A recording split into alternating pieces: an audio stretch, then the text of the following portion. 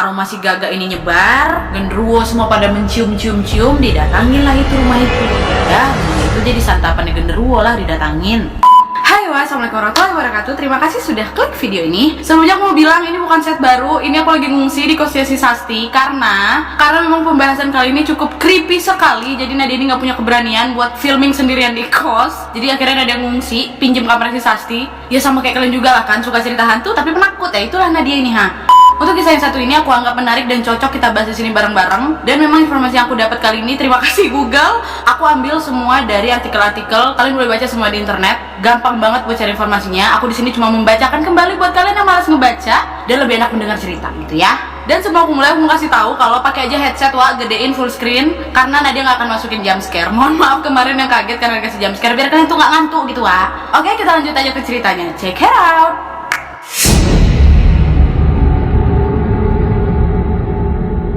Yang pertama, hantu pocong.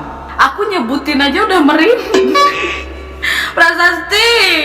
Oke, kita singkat Poci aja ya. Nah, jadi memang hantu Poci ini kan selalu dikait-kaitkan dengan orang yang sudah meninggal tapi tali pocinya itu belum sempat dilepaskan. Dan memang biasanya Poci ini sering ditemukan di daerah kuburan dan pohon pisang yang rimbun. Dan kalian tahu nggak kalau sebenarnya penggambaran pocong itu bervariasi. Ada yang bilang sebenarnya pocong itu memiliki wajah berwarna hijau, dan penggambaran lain juga menyatakan kalau sebenarnya pocong itu mukanya rata dan memiliki lubang mata yang berongga atau tertutup kapas dengan wajah yang sangat pucat. Sebentar. Nadia jadi membayangkan, aku merinding tiba-tiba ini dulu. Oke.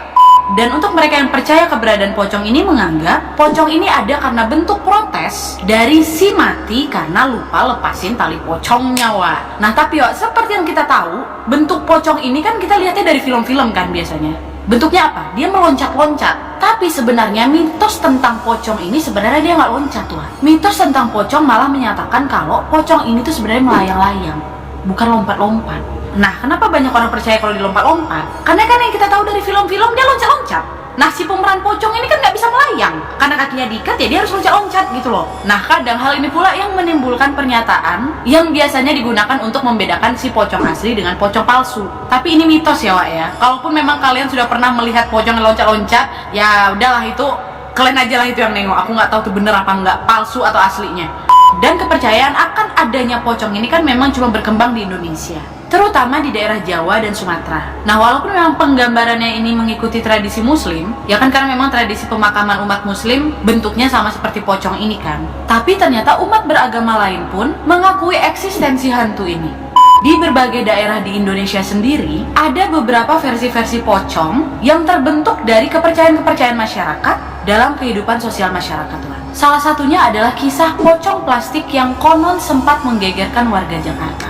Nah, cerita tentang si pocong plastik ini tumbuh dari kisah seorang wanita hamil yang dibunuh oleh pacarnya. Ketika sedang diotopsi di rumah sakit, mayat si wanita ini tuh terus mengucurkan darah sehingga pihak rumah sakit memutuskan untuk membungkus tubuhnya ini dengan plastik. Nah, dari kisah inilah warga percaya bahwa kemunculan pocong plastik ini karena arwah dari wanita itu minta dibukakan ikatan plastik pada jasadnya. Lain lagi ceritanya di Sidoarjo, Jadi ada versi penggambaran pocong di mana pocong ini menaiki delman. Penduduk Sidoarjo pada saat itu menyebutnya dengan andong pocong. Nah, kisah yang disebut-sebut dengan andong pocong ini sempat menggegerkan masyarakat Sidoarjo sejak tahun 2007 sampai 2008 Hantu pocong ini sempat menghantui warga Sidoarjo hampir setiap malam dengan suara khas gemerincing delman dan suara ketukan pintu di malam hari. Dan menurut cerita warga setempat, katanya asal-usul andong pocong ini adalah karena kematian dua pengantin baru yang tidak direstui kemudian mengalami kecelakaan pada saat menaiki andong.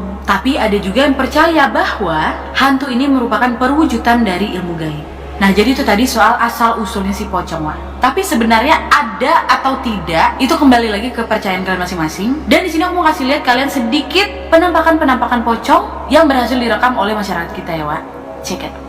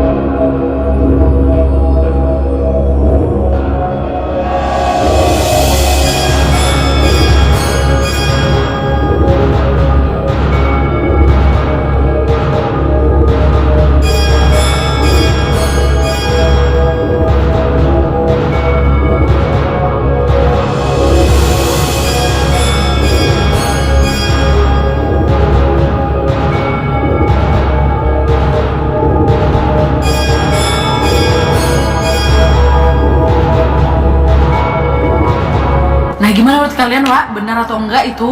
Aku nggak berani nengok lama-lama. Kita lanjut aja ke hantu berikutnya ya, Wak. Next.